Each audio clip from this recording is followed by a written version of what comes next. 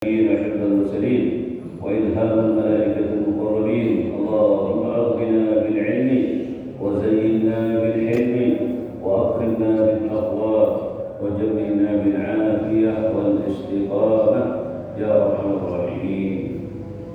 اللهم يا من مغارب الأمور كلها بيدك وإليك يرجع الأمر كله يا فتاح يا عليم افتح علينا وعلى أولادنا وجماعتنا والحاضرين الحمد لله.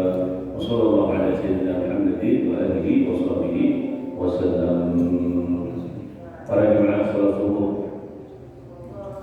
yang dirahmati Allah Subhanahu wa taala, yang dimuliakan Allah Subhanahu wa taala, yang diberi nikmat yang tak pernah terputus dan tak pernah terhenti. Allah berikan nikmat pada kita, nikmat sehat, nikmat istiqamah dalam taat kepada Allah dan Rasulullah sallallahu alaihi wasallam, nikmat umur, nikmat iman dan Islam, nikmat kita jadikan umat Nabi Muhammad sallallahu alaihi wasallam. Sungguh nikmat Allah berikan kepada umat Nabi Muhammad sangat istimewa dan khusus dibandingkan dengan nikmat-nikmat yang diberikan kepada umat-umat sebelum umat Nabi Muhammad sallallahu alaihi wasallam. Alhamdulillah, di bulan Ramadan pada hari ini kita sudah memasuki hari ke-11.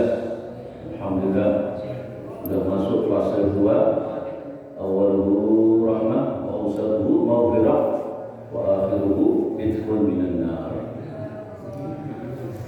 Tentu sudah sepertiga kita lalui dan kita masuk sepertiga kedua. Nur daripada amal ibadah kita di bulan Ramadan, baik nur puasa kita, nur tadarusan kita, nur tarawih kita, semakin melekat pada diri kita masing-masing. Mudah-mudahan nur ini terus ditambahkan oleh Allah Subhanahu wa taala, semakin istiqamah, semakin terasa nikmat dan lezatnya dalam beribadah kepada Allah Subhanahu wa taala. Karena iman seseorang dikatakan oleh Ibnu Ruslan di dalam kitab Zuhad, al-iman yazid wa yanqus. Iman bisa bertambah dan bisa berkurang. Bertambah dengan amal salihah, berkurang dengan disebabkan dengan amal maksiat. Iman kita umat Nabi Muhammad SAW bisa kurang, bisa bertambah. Imannya para anbiya, para nabi-nabi dan para rasul terus bertambah, tidak pernah kurang. Imannya para malaikat tetap, tidak kurang, tidak tambah. Yaf'aluna ma tu'marun. Para malaikat melakukan apa yang sudah diperintahkan, tidak tambah, tidak kurang. Namun iman kita bisa tambah, bisa kurang. Tambah sebab amal saleh, kurang sebab amal maksiat. Dan di bulan Ramadan selayaknya iman umat Islam terus bertambah dari hari ke hari, dari waktu ke waktu, terus bertambah di bulan Ramadan ini.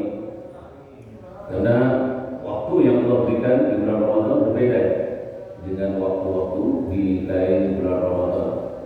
Maka di antara kemuliaan yang Allah berikan kepada umat Nabi Muhammad, kadang Allah SWT muliakan dengan waktu seperti bulan Ramadan, muliakan seperti hari Jumat dan bulan Jumat. Allah muliakan dengan tempat seperti Masjidil Haram, Mekah Mukarramah, dan Madinah Al-Munawwarah, Masjid Nabawi, dan masjid-masjid di permukaan bumi.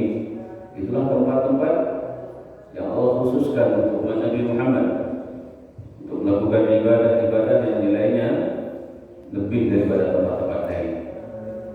Alhamdulillah, di antara waktu yang Allah muliakan kepada kita yaitu waktu antara selesai sholat subuh sampai kita waktu isyraq. Karena Nabi SAW bersabda, barang siapa yang melakukan sholat subuh berjemaah, kemudian dia duduk di tempat sholatnya sampai waktu isyraq, kemudian melakukan sholat 2 rakaat, pahalanya seperti haji dan umrah sempurna, sempurna, sempurna. Sampai di mana keyakinan kita terhadap apa yang disampaikan Rasulullah ini? Maka orang yang bersabar habis sholat subuh sampai waktu isyraq, Allah muliakan dia ketika keluar dari masjid, yaitu dengan pahala haji dan umrah. Kenapa Rasulullah ulangi sampai 3 kali sempurna, sempurna, dan sempurna? Pertama, kata para ulama, yang dimaksud dengan diulanginya sabda Nabi sampai 3 kali sempurna, sempurna, sempurna, artinya kita akan mendapatkan pahala seperti pahala haji dan umrah yang diterima. Karena ada haji dan umrah yang ditolak.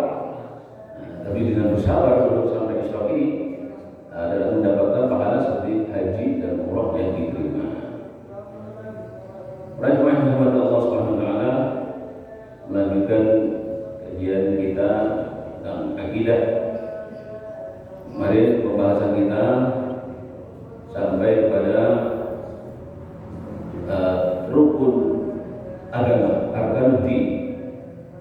Karena di dalam agama ada rukun. Pertama Islam, yang kedua iman, dan yang ketiga ihsan. Islam, iman, dan ihsan. Nah, ketiga jenis Islam ini identik dengan ilmu fikih. Iman identik dengan ilmu tauhid, dan ihsan identik dengan ilmu tasawuf. Ilmu fikih yaitu ilmu untuk mengetahui hukum-hukum syar'i amaliyah yang Allah wajibkan kepada kaum muslimin dan muslimat untuk dikerjakan. Itu fikih. Adapun ilmu tauhid yaitu ilmu tentang ketuhanan, berkaitan dengan ketuhanan, nubuwah, dan sam'iyat yang wajib diyakini oleh seorang yang mukallaf. Yang ketiga ilmu tasawuf, yaitu ilmu tentang akhlak qalbu, hati, yang wajib dimiliki seorang hamba yang dapat menyelamatkannya dan meninggalkan akhlak-akhlak qalbu yang dapat membinasakannya. Maka tiga ini tidak bisa dipisahkan untuk mencapai kesempurnaan kita sebagai seorang hamba di hadapan Allah Subhanahu wa taala. Islam ya fikih, iman, tauhid, ihsan yaitu tasawuf. Dan tiga jenis ilmu ini wajib dipelajari setiap mukallaf dan tidak ada keringanan untuk meninggalkannya, tidak ada keringanan untuk tinggalkannya. Kenapa? Karena Rasulullah SAW bersabda, "Utlubul ilma walau bisyir, fa inna talabal ilmi fariidatun 'ala kulli muslimin." Tuntutlah ilmu meski kebijinan, karena menuntut ilmu adalah kewajiban bagi setiap muslim. Jadi tidak ada keringanan, tidak ada udzur kecuali udzur syar'i. Seperti orang yang jauh daripada ulama, yang sulit untuk menjumpai para ulama, ini bisa dikatakan udzur. Atau hidup di tengah-tengah negeri kafir yang jauh dari mana-mana, saya dikatakan udzur. Nah, maka kita akan pelajari satu persatu daripada ketiga ilmu ini. Tentu di majelis ini kita sepakat lebih fokus membahas tentang ilmu tauhid atau akidah. Namun sebaiknya kita sentuh beberapa masalah yang dasar tentang tiga ilmu ini. Pertama, Islam. Paling tidak kita refresh ingatan kembali, menyegarkan ingatan kembali tentang pentingnya mempelajari ini. Para jemaah, Islam, apa itu arti Islam? Nah, kita mesti paham kenapa kita disebut dengan Muslim. Lalu bagaimana sikapnya seorang muslim itu mesti seperti apa? Mana Islam? Apa mana Islam? Yaitu menjalankan perintah dan tunduk kepada hukum-hukum syariat yang dibawa oleh Nabi kita Muhammad SAW. Islam adalah agama yang diterima di sisi Allah, yang dipilih Allah untuk hamba-hambanya. Allah tidak meridai agama yang selain Islam. Inna dina indallahil Islam. Sesungguhnya agama di sisi Allah ialah Islam. Faman yabtaghi ghayra al-Islam falan yuqbala minhu wa huwa fil akhirati minal khasirin. Al-Imran ayat 85. Tadi Al-Imran ayat 19. Al-Imran ayat 85. Dan barang siapa mencari agama selain agama Islam, dia tidak akan diterima oleh Allah, dan di akhirat dia termasuk orang-orang yang merugi. Dan juga di dalam surat Al-Maidah ayat 3, Al-yawma akmaltu lakum dinakum ila al-ayat. Pada hari ini telah aku sempurnakan agamamu untukmu, dan telah aku cukupkan nikmatku bagimu, dan telah aku ridhai Islam sebagai agamamu. Maka kita penting setiap hari kita mesti mengucapkan raditu billahi rabba wa bil islami dina wa bi Muhammadin nabiyyan wa rasulah.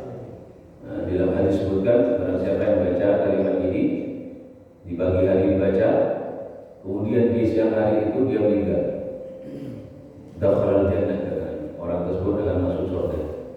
Kalau dibaca di sore hari setelah terbenam matahari yang habis maghrib, raditu billahi rabba wa bil islam dina wa bi Muhammadin nabiyyan, dan dia ridha betul yakin bahwa malamnya meninggal, dakhalal jannah, orang tersebut masuk surga. Jadi setiap hari, setiap malam kita mesti perbarui terus akidah kita, keyakinan kita kepada Allah.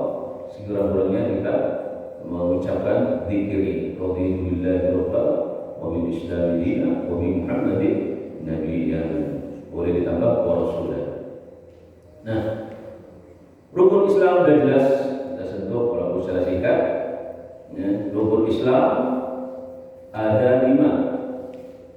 Nah, 5 rukun ini sebagai fondasi dan bangunan Islam yang disebutkan dalam sabda Nabi SAW, buniyal Islam ala khamsin, syahadat an la ilaha illallah wa anna Muhammadan Rasulullah wa iqamis salat wa ita'iz zakah wa hajjil baiti wa shaum Ramadan. Islam didirikan, Islam dibangun di atas 5 rukun. Pertama, bersaksi bahwa tiada ilah yang berhak diibadahi dengan sebenarnya, berhak disembah dengan sebenarnya selain Allah dan Nabi Muhammad utusan Allah. Mendirikan salat, menunaikan zakat, haji ke Baitullah, dan puasa Ramadan. Dengan 5 fondasi inilah Islam didirikan. Kemudian ulama mengatakan bahwa kelima rukun ini saling terkait satu sama lain, sehingga amalan sebagian rukun tidak diterima sebelum seorang mengamalkan seluruh rukun tersebut. Jadi 5 rukun tadi saling terkait. Kalau mengatakan bahwa tidak diterima sebelum seorang mengamalkan seluruh rukun tersebut. Nah, siapa meninggalkan 5 rukun ini atau sebagian di antaranya seraya mengingkari kewajibannya, maka dia kafir. Siapa meninggalkan rukun selain rukun 2 kalimat syahadat, selain rukun 2 kalimat syahadat, tapi tanpa mengingkarinya, maksudnya tanpa mengingkarinya, maka ia fasik dan Islamnya tidak sempurna. Siapa melaksanakan seluruhnya, baik secara keyakinan maupun amalan, yang muslim yang sempurna imannya. Siapa melakukan amalan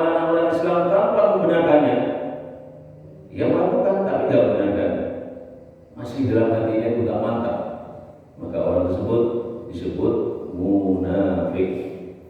Ya, dalam arti dia muslim di dunia, namun di akhirat berada di dasar neraka, kumpul sama orang-orang kafir. Nauzubillah min dzalik. Adapun siapa yang tidak mengucapkan dua kalimat syahadat, tidak mengucapkan dua kalimat syahadat, jika ia tidak mengucapkannya karena tidak bisa mengucapkan kalimat syahadat, hukumnya sama seperti orang yang mengucapkannya dan dia tetap tergolong mukmin. Tidak bisa mengucapkan, namun dalam hatinya yakin bahwa tidak ada Tuhan selain Allah, Muhammadur Rasulullah Allah, tapi mengucapkan asyhadu an la ilaha illallah dia tidak bisa. Maka tetap dihukumi sama seperti orang yang mengucapkannya dan dia tergolong mukmin. Memang betul-betul nggak bisa dia mengucapkannya. Namun jika ia tidak mengucapkannya karena enggan, kalau tadi nggak bisa mengucapkan tapi nggak ada keengganan sama sekali. Nah, ini yang tidak mengucapkannya karena enggan, ia jelas kafir tanpa ada perbedaan pendapat di antara sekian ulama dalam hal ini. Jika ia tidak mengucapkan dua kalimat syahadat karena lalai, menurut salah satu pendapat sama seperti enggan mengucapkan kalimat syahadat. Namun jumhur ulama, mayoritas para ulama berpendapat ia mukmin. Ia mukmin. Kenapa? Karena lalai. Karena lalai. Jadi dihukumi menurut mayoritas para ulama tetap dihukumi mukmin. Nah, dalam masalah ini ditafsir. Ijazah ini berlaku bagi orang yang lahir di negeri kafir. Adapun orang yang lahir di negeri Islam, yakni dia mukmin, dia hanya durhaka karena tidak mengucapkannya. Alhamdulillah kita berada di negeri Muslim. Nah, dua kalimat syahadat merupakan rukun pertama dari rukun-rukun Islam.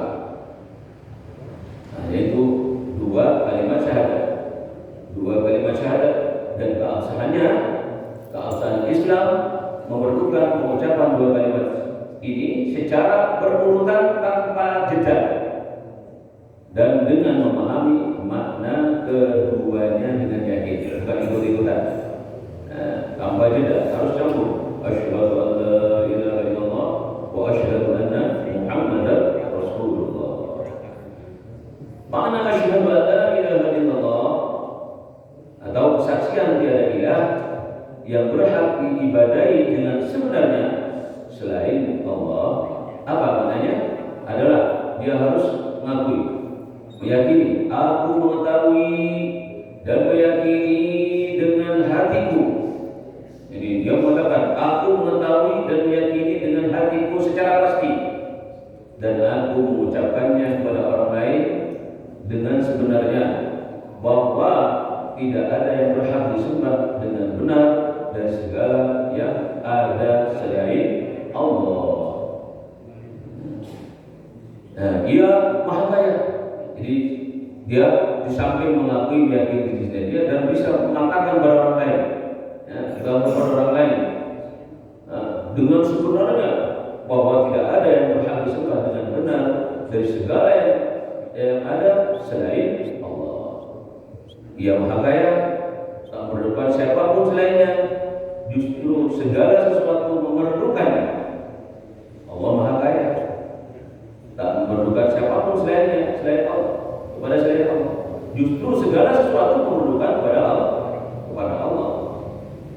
Ia menyandang seluruh sifat sempurna, jauh dari segala kekurangan, dan apapun yang terlintas di benak makhluk, dia tak beristri dan tak beranak. Dia tak menyerupai siapapun dalam sifat-sifat dan perbuatan-perbuatannya.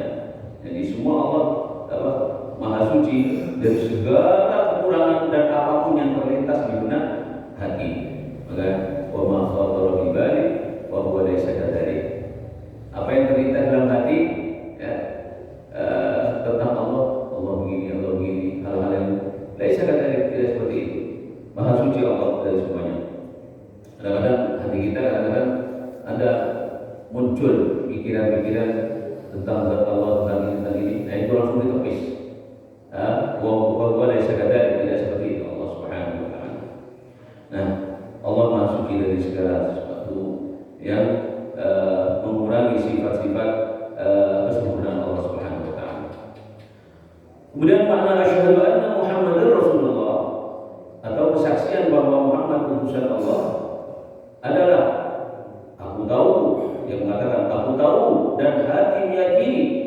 secara pasti dan aku mengucapkan kepada orang lain dengan sebenarnya bahwa junjungan kita Muhammad sallallahu alaihi wasallam ibnu Abdillah adalah hamba Allah dan utusannya untuk seluruh makhluk. Benar dalam semua yang beliau sampaikan dari Allah. Wajib bagi seluruh makhluk untuk membenarkan dan mengikuti beliau. Mengikuti beliau. Haram mendustakan dan menentang beliau Nabi kita Muhammad sallallahu alaihi wasallam. Maka siapa yang mendustakan beliau, ia zalim dan kafir, dan siapa yang menentang beliau, ia durhaka dan rugi. Nah, ini yang perlu kita hati-hati. Siapa yang menentang beliau Nabi kita Muhammad sallallahu alaihi wasallam, ia durhaka dan rugi. Semoga Allah berkenan memberikan kita kekuatan untuk mengikuti Nabi kita Muhammad SAW dan memanfaatkan kita di atas agama beliau Nabi kita Muhammad SAW dan mengumpulkan kita di dalam golongan Nabi kita Muhammad SAW. Sehingga kita perlu terus mempelajari apa yang diajarkan Rasulullah, apa yang dibawa oleh baginda Nabi SAW.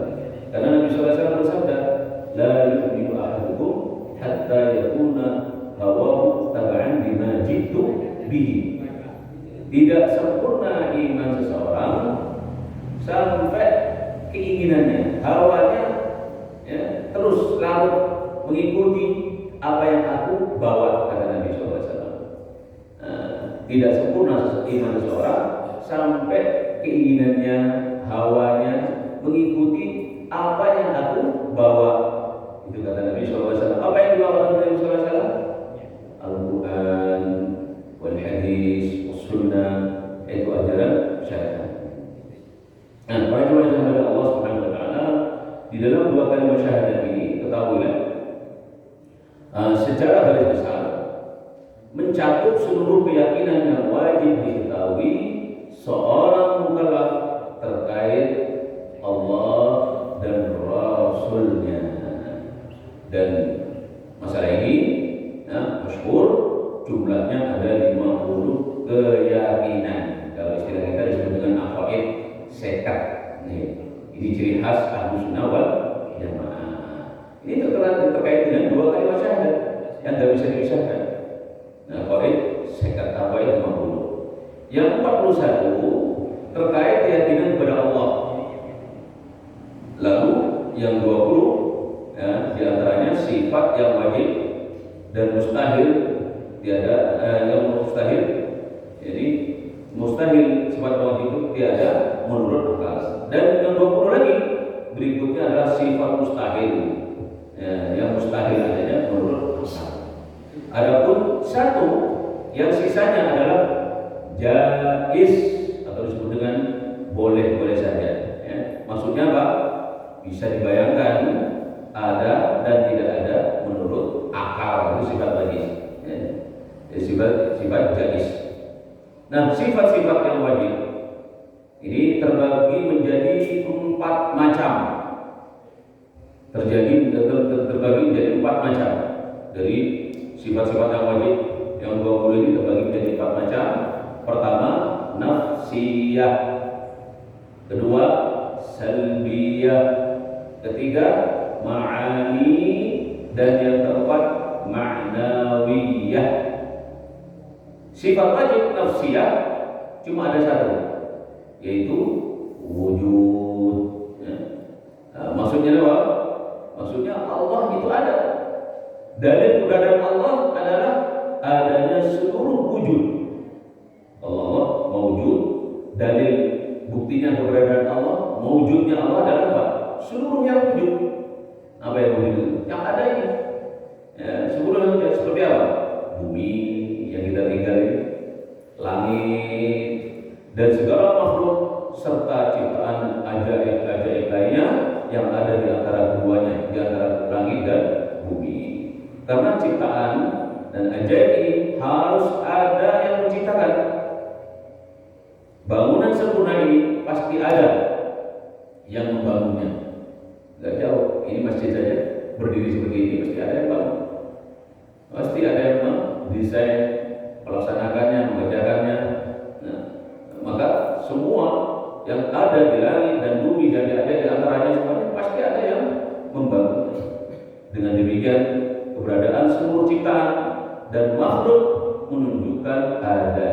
Sang Pencipta. Ia adalah yang Maha Kuasa lagi Maha Mengetahui. La ilaha illallah.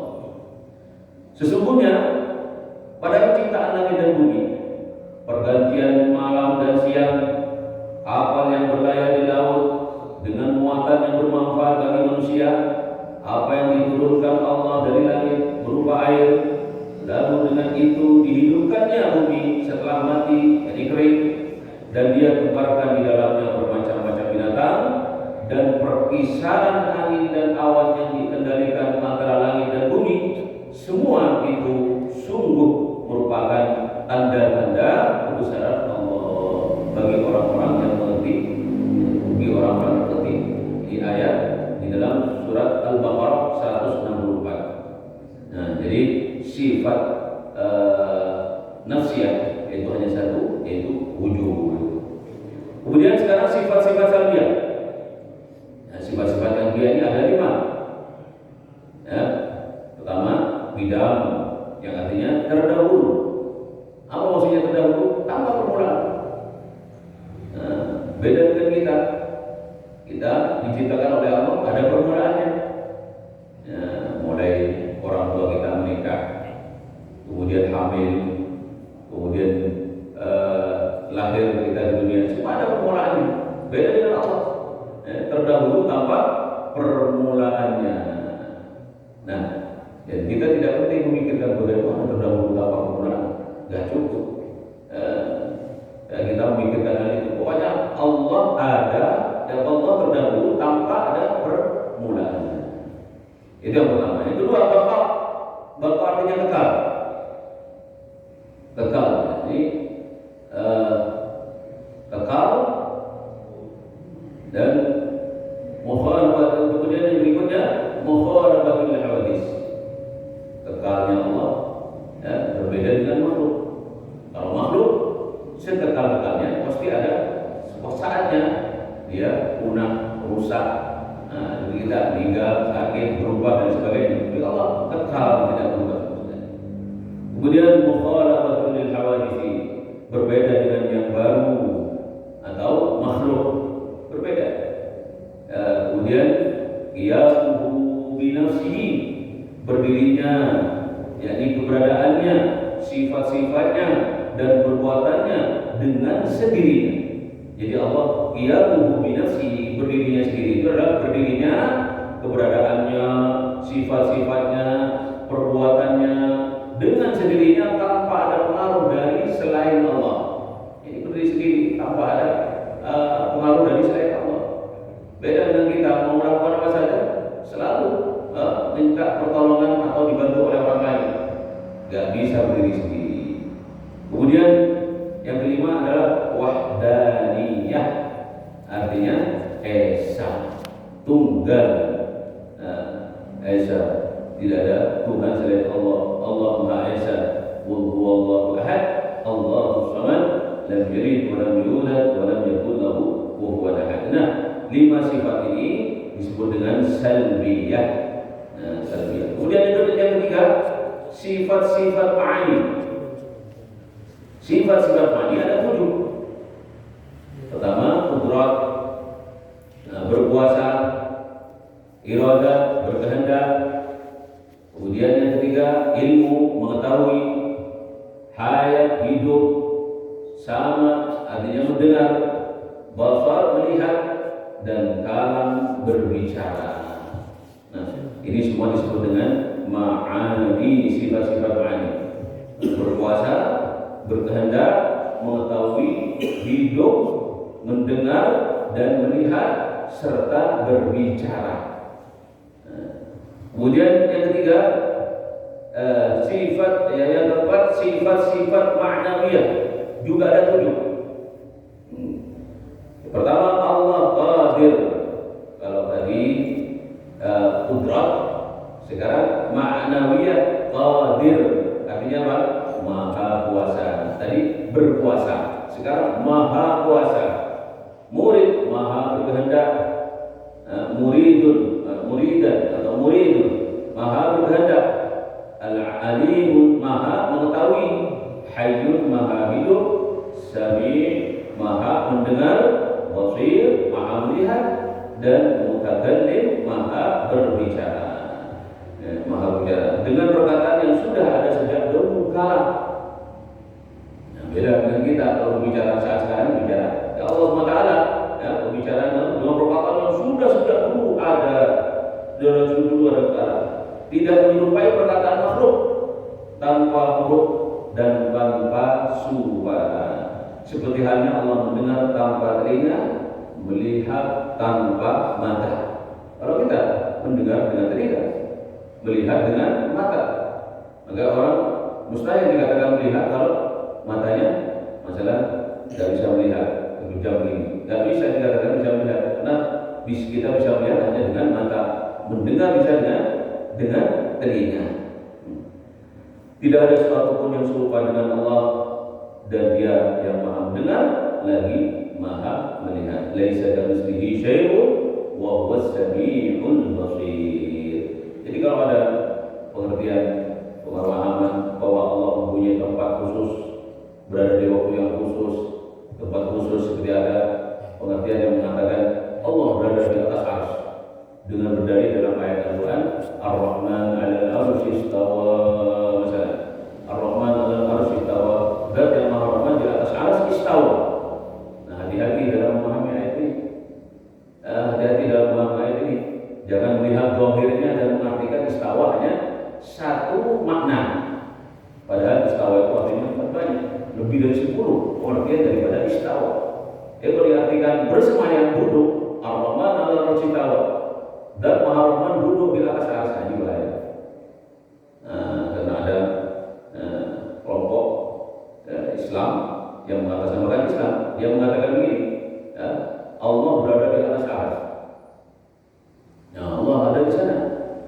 Dan pada saat Rasulullah SAW menjelaskan sebuah hadis, yanzilu Rabbuna, Allah turun ke langit dunia setiap sepertiga malam. Karena ada hadis itu, Allah turun ke langit dunia setiap sepertiga malam. Nah, kelompok ini menjelaskan apa? Di dalam sebuah kitabnya, saya pernah baca, mereka turun dari ke langit dunia itu seperti turunnya sang khatib dari mimbar. Ini kesalahan dalam memahami ayat. Berarti apa? Diserupakan dengan makhluk. Nah, mengatakan duduk di atas arsy dengan menentukan tempat itu saja sudah salah. Nah, kenapa? Karena istawa maknanya sangat banyak. Bisa mengartikan dengan arti menguasai, ya, menguasai, mengurusi. Itu diantaranya arti istawa. Jadi nanti hati-hati dalam mengartikan arti istawa.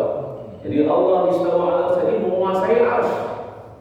Bukan diartikan dengan duduk seperti duduknya kita berada di suatu tempat, kemudian diartikan wasi'ah kursiyyuhus samawati wal ardh, dikaitkan dengan ayat lain, Allah duduk di atas kursinya di atas arsy.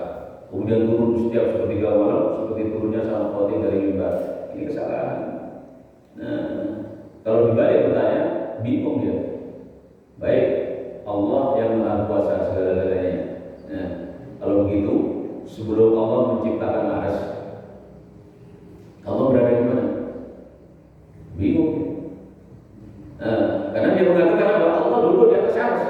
Sekarang balik bertanya, kalau Allah duduk di atas arsy, sekarang Allah sebelum menciptakan arsy, Allah ada di mana? Jadi jangan menentukan tempat secara khusus kepada Allah Taala. Dan paham ini saya pernah mengalami secara pribadi. Ya, waktu saya tinggal di Mekah, pada awal-awal itu saya masih baru, saya menemukan suatu kasus. Saya pikir ini cuma cerita-cerita itu saja. Ternyata memang betul. Mereka punya keyakinan Allah duduk di atas arsy. Pernah suatu waktu saya melakukan sholat zuhur kalau nggak salah di Mekah di dekat kuburan Ma'la. Sholat zuhur berjamaah bersama imam. Nah, kebetulan saya keluar terakhir, semua jemaah keluar, saya keluar pas barengan sama imamnya. Imam sholat itu. Nah, ketika saya keluar, sandal saya dalam keadaan terbalik. Mungkin tadi kena tendang oleh jemaah yang keluar duluan. Nah, waktu itu imam baru, saya ketika mengambil sandal, membalikkan sandal, itu tegur sama imam. Ya, haram berani. Kamu dosa. Kenapa? Nah, anak merdu, sandalmu itu terbalik. Saya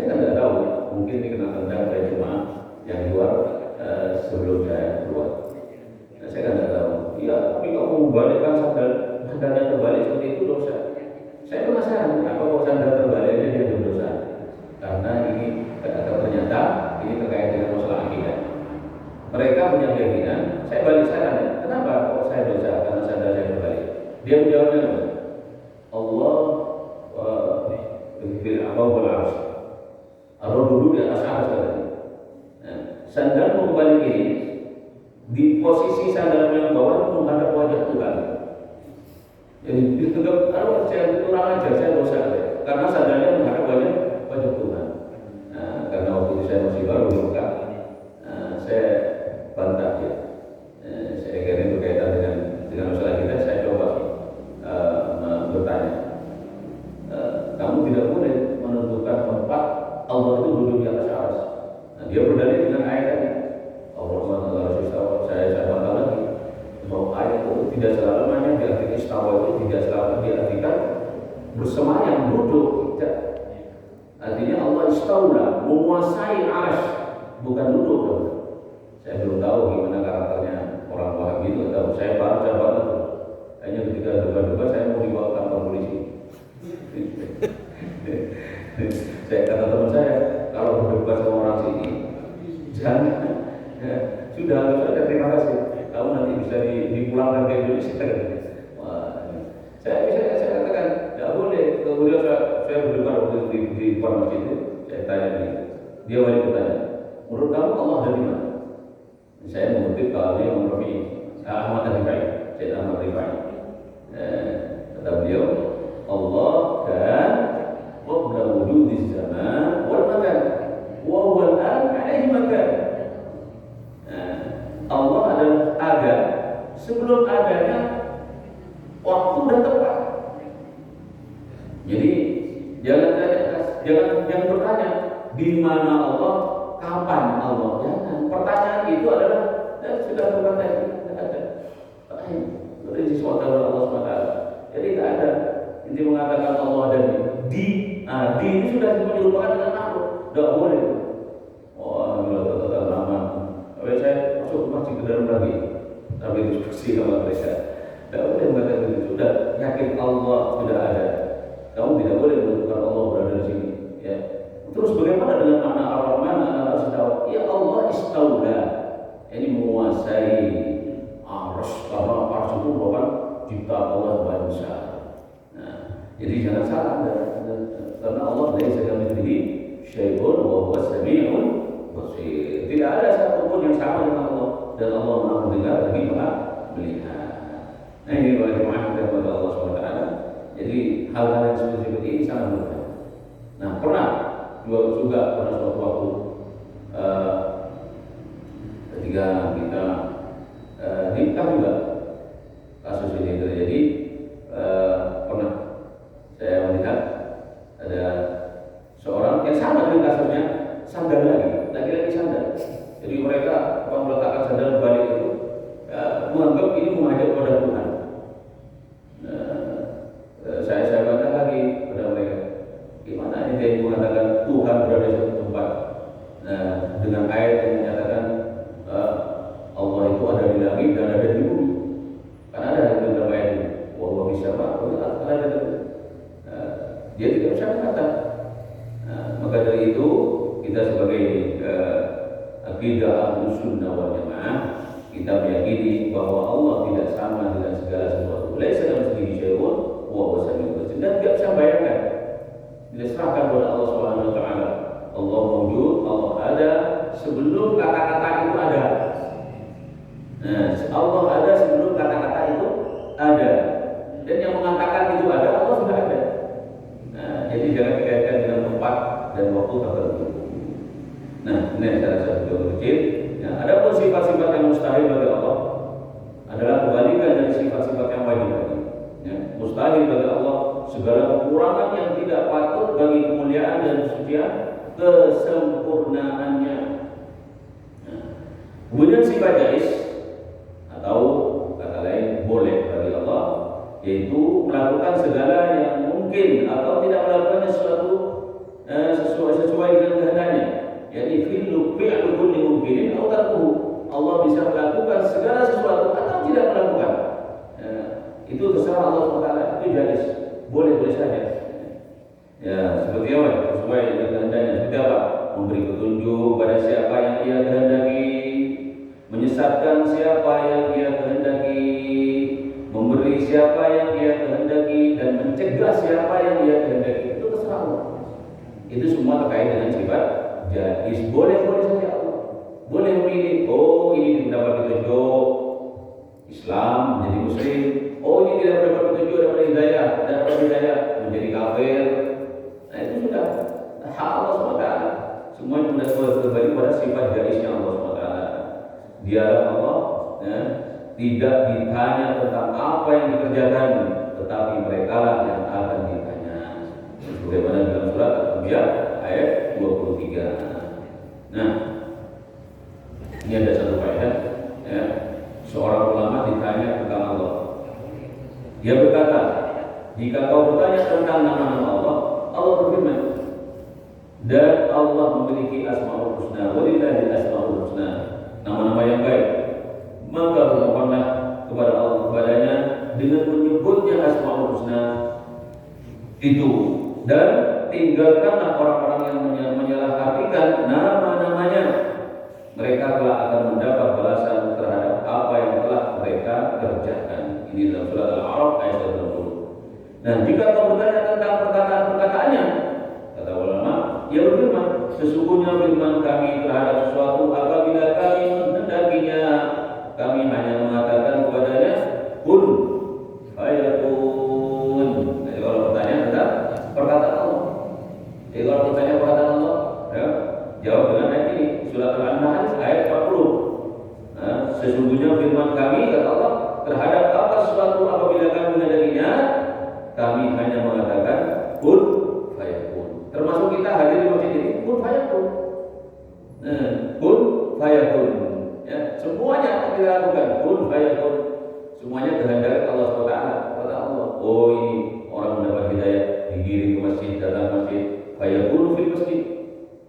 Kemudian begitu juga nanti fayakunu fil amal salihah, karya tidak mengamalkan salih, semua kehendak Allah Subhanahu wa taala. Nah, sekarang sifat-sifat yang terkait keyakinan kita dengan sifat-sifat yang wajib yang diketahui terkait para rasul dan ada 9 keyakinan. Nah, 4 sifat wajib yaitu syirik, amanah, tabligh dan mufatanah. Ini wajib bagi Rasul. Jadi seorang Rasul harus mempunyai 4 sifat wajib ini. Nah, kalau belum lengkap belum dijadikan Rasul. Jadi pertama syirik, jujur, amanat dipercaya, tabligh menyampaikan, dan mufatanah cerdas. Gak ada orang Rasul gak cerdas, semuanya cerdas. Nah, sifat mustahil bagi Rasul juga 4, kebalikan daripada sifat wajib. Pertama, kiri, berdusta. Kedua, khianat, berkhianat. Yang ketiga, kitman, menyembunyikan. Dan yang keempat, baladah, bodoh. Ini semuanya mustahil bagi para rasul. Dan satu sifat jaiz atau boleh, yaitu sifat-sifat yang boleh bagi rasul, sah-sah saja bagi rasul, yaitu sifat-sifat manusiawi yang tidak mengurangi martabat tinggi mereka. Jadi sifat-sifat kemanusiaan yang disematkan pada Rasul itu dengan catatan tidak mengurangi martabat tinggi derajat mereka. Nah, kenapa? Seperti ada sebagian cerita-cerita Israel yang terjadi kasus dengan Nabi yang sakit, kemudian ulatnya, badannya hilang tubuhnya. Nabi siapa ini? Nabi Ayub. Nah, itu perlu dipertanyakan. Kisah-kisah itu perlu dipertanyakan dan tidaknya. Nah, jadi sifat-sifat yang mengurangi martabat tinggi mereka itu tidak ada. Memang sifat manusiawi ada pada diri Rasul, menikah, kawin, makan, pasar biasa, tapi tidak mengurangi martabat tinggi mereka. Nah, seperti apa? Makan, sakit, yang tidak membuat orang merasa jijik dan lain sebagainya. Begitu tadi. Berbeda dengan gila, buta, sopar dan penyakit-penyakit lainnya yang menjijikan. Penyakit-penyakit seperti ini tidak boleh dan tak layak ada bagi mereka para rasul. Nah, kenabian Nabi kita Muhammad SAW, yang kita wajib yakin bahwa Allah mengutus para rasul ini kepada manusia untuk menyampaikan kabar gembira dan peringatan. Jadi basyiran wa nadhira.